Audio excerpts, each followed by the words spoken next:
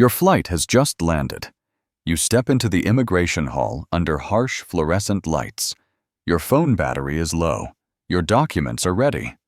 And somewhere ahead, an officer is deciding who walks through and who gets pulled aside. This is the moment every traveler fears.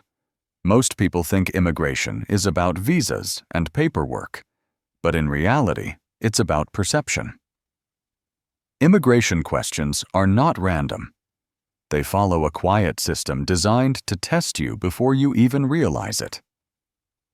Officers are trained to read how you speak, how you move, and how confident your story feels. One extra sentence, one nervous pause, or one unclear answer can quietly change the direction of your entire trip. Whether you're entering the United States, Canada, the UK, or Australia, the same hidden logic applies. Say too much and you raise suspicion. Say too little and they start digging. But once you understand why these questions exist, everything changes. You stop guessing. You stop overthinking, and you start answering with calm, steady confidence. Because at immigration, it's not just what you say that matters, it's how certain you sound when you say it. Question 1. May I see your passport? It sounds simple. May I see your passport? You expect this question. You've heard it many times before. But this is the moment that quietly sets the tone for everything that comes next. When the officer asks for your passport, they are not just checking a document. They are reading you. How fast you react, how steady your hands are, whether your eyes meet theirs or drift away for a brief second. Picture this. You hesitate. You search through your bag. Your papers slip. You say, just a second. In that small pause, your stress becomes visible, and visible stress often turns into suspicion. Immigration officers are trained to notice micro-hesitation. Those tiny moments of uncertainty suggest that something doesn't fully add up, even when everything is actually fine. And here's the truth most travelers don't realize.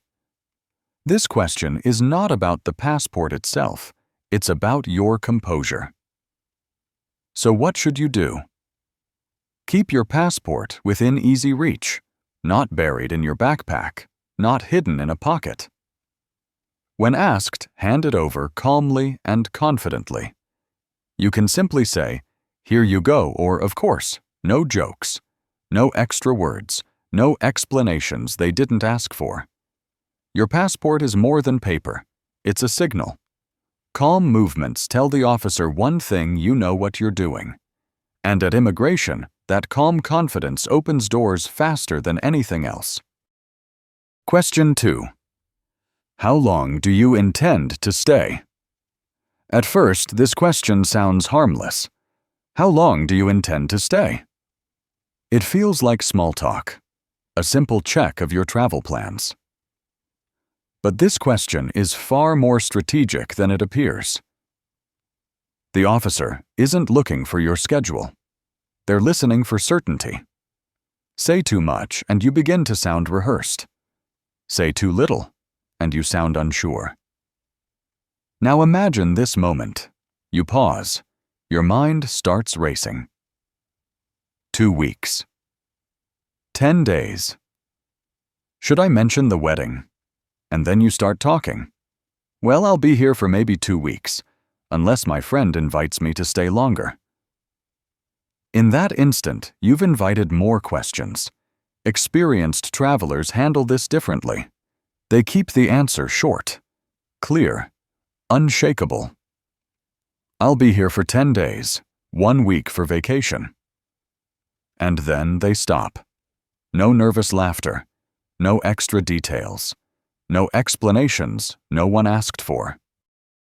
Why does this question matter so much? Because every country tracks overstays. Immigration officers are trained to spot travelers who sound unsure about leaving. If your answer feels uncertain, you may fit a profile they're watching closely. Here's the rule to remember. Confidence beats detail. A calm, precise reply shows you respect their time and that you know your own plans. When your answer sounds solid, your story feels solid. And that quiet certainty often ends the questioning faster than anything else you could say. Question 3. What's the purpose of your visit? This question sounds simple. What's the purpose of your visit? But this is where many trips quietly change direction. When an officer asks this, they're not just being curious. They're matching your answer against an invisible profile connected to your passport, your visa type, and your travel history. In their world, there are 3 safe categories: tourism, business, and education. Step outside those lanes without clarity, and the tone shifts. Imagine this. You say, "I'm just visiting friends." The officer leans forward slightly. Where do they live? How did you meet them? Suddenly, a simple question turns into a longer conversation you didn't plan for. Here's the rule seasoned travelers follow. Be precise but contained. If you're a tourist, say, "I'm here for vacation." If it's business, say, "I'm attending a conference."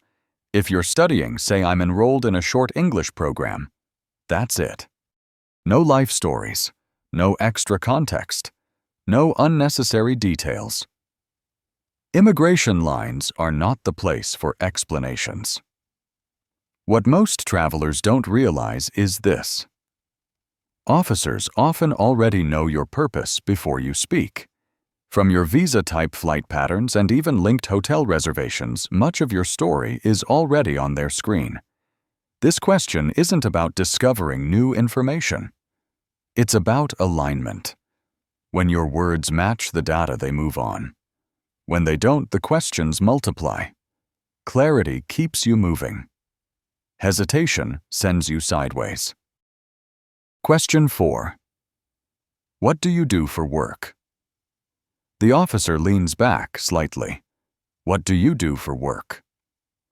It sounds casual, almost conversational. But this is one of the most quietly revealing questions they ask. Your job tells a story.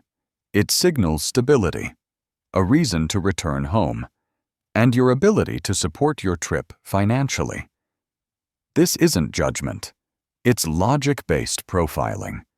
If you're employed, it suggests structure and roots. If you're a student, it shows direction. If you're unemployed, the officer may wonder how you're funding your travel.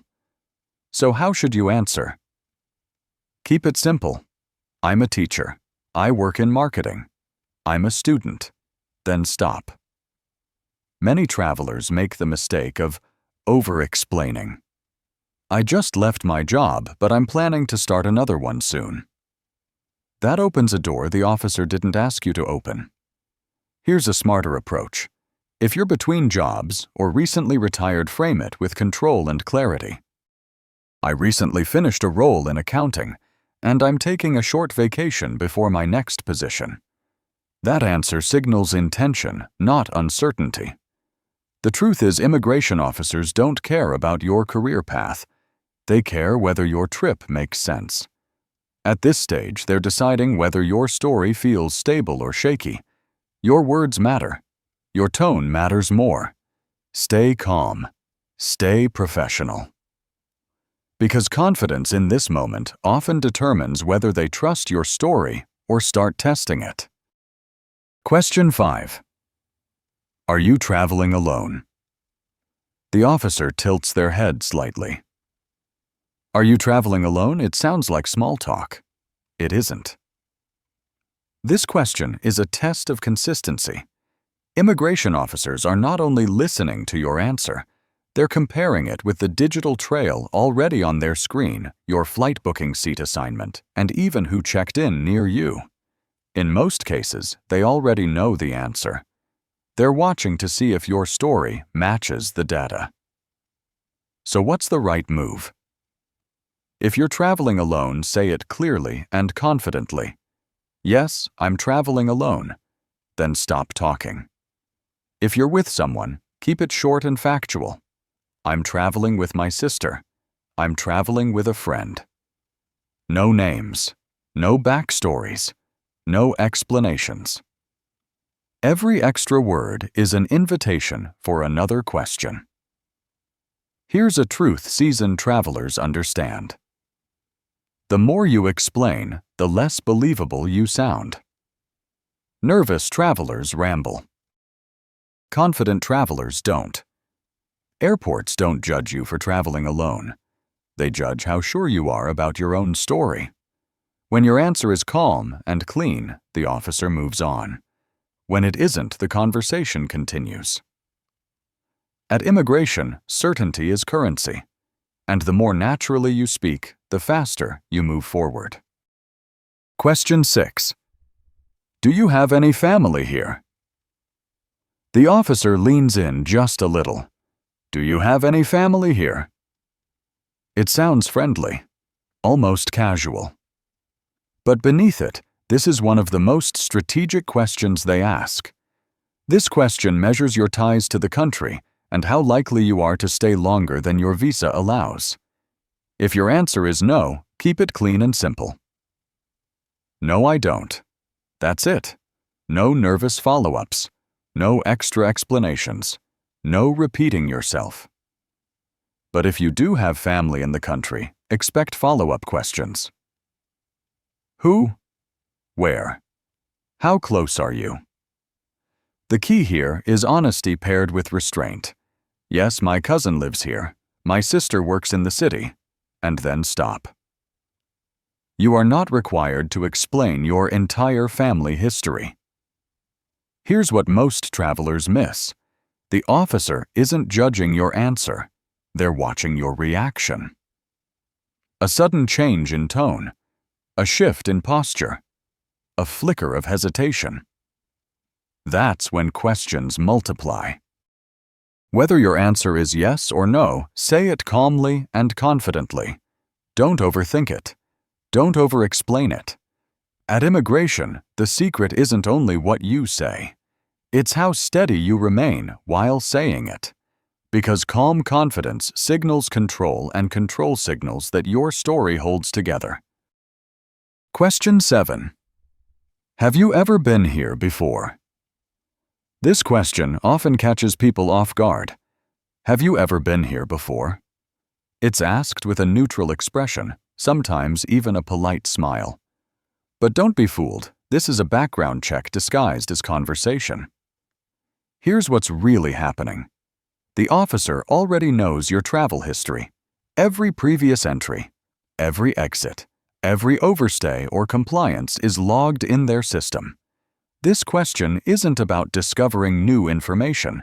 It's about confirmation. If this is your first time, say it clearly. No, this is my first time here. And stop. If you visited before, give a simple time reference. Yes, I visited last summer. I was here 2 years ago for business. That's all they need.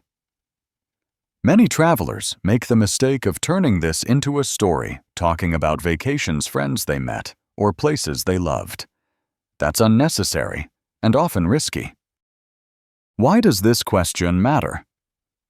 Because travelers who previously overstayed or violated rules are automatically flagged. Even a slight hesitation, a moment of uncertainty when recalling dates, can trigger deeper screening. Officers listen closely to your tone. If your voice wavers or your eyes shift, that moment of doubt can raise questions even if your answer is true. So treat this question like a mirror test. Answer calmly. Be accurate. Move on. At immigration, composure is currency. The steadier you remain under quiet pressure, the faster those doors open. Question 8. Do you have anything to declare? This question sounds boring. Do you have anything to declare? But more travelers get into serious trouble here than with any other question at the airport. Because this is where honesty becomes non-negotiable. When a customs officer asks this, they are not accusing you of smuggling. They're checking whether you understand the rules that change from country to country. Maybe you're carrying expensive electronics jewelry or large amounts of cash.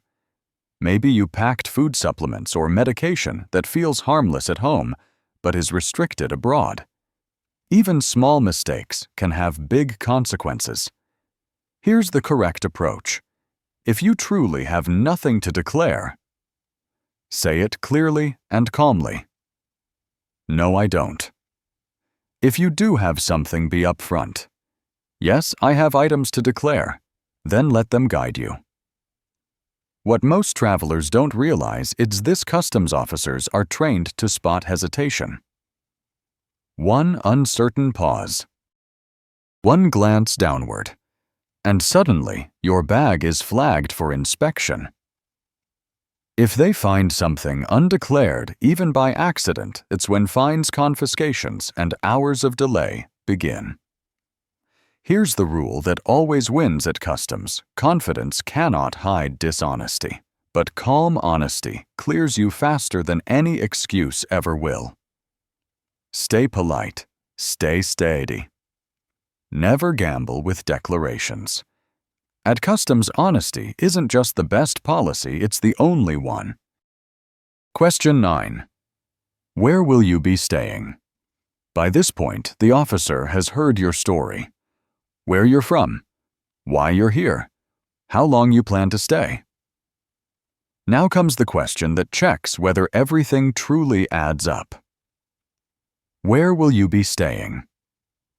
It sounds simple, but this is a precision test. They're not looking for guesses, they're listening for certainty. Imagine this moment. You hesitate. Somewhere near downtown? I think the hotel is called. In that instant, the tone changes. Here's the truth.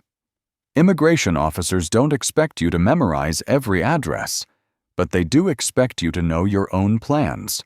So be ready. If you're staying at a hotel, say the name clearly. I'll be staying at the Pacific Hotel in Manhattan. If you're staying with family or friends, I'm staying with my cousin in Toronto.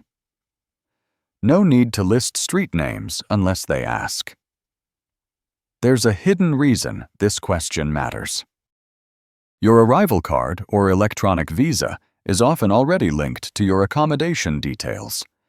The officer is quietly checking whether your answer matches what's in their system.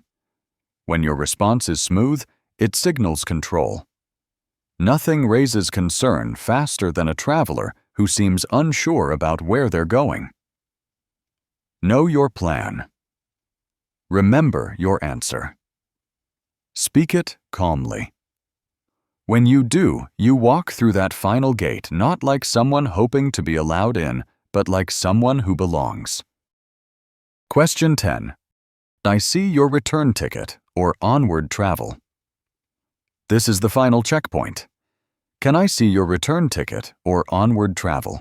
It may sound like a simple paperwork request, but this question often decides whether your entry feels legitimate or suspicious. To immigration officers, this is proof of one thing: you plan to leave. Every country tracks overstays. From the United States to the UK to Australia, officers use this question to identify travelers who might remain longer than allowed. If you hesitate here, uncertainty appears instantly. So don't.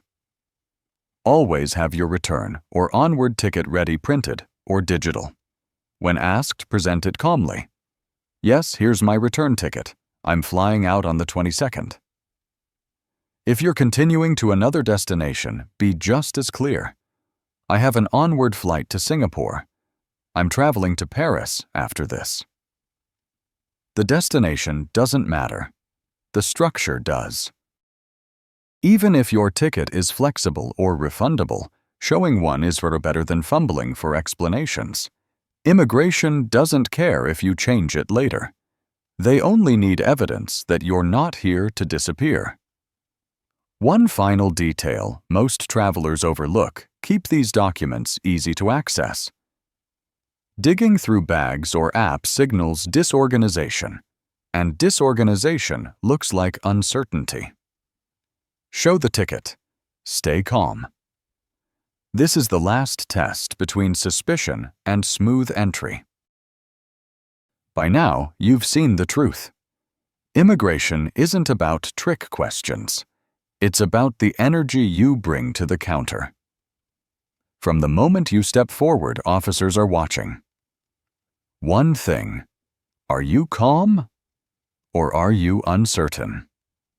Every hesitation sends a signal. Every steady answer builds trust. Know your story before they ask. Keep your responses short, clear, and confident. When your voice is calm, your story feels real. And when you walk through that final gate with quiet confidence, you're already winning long before you reach baggage claim.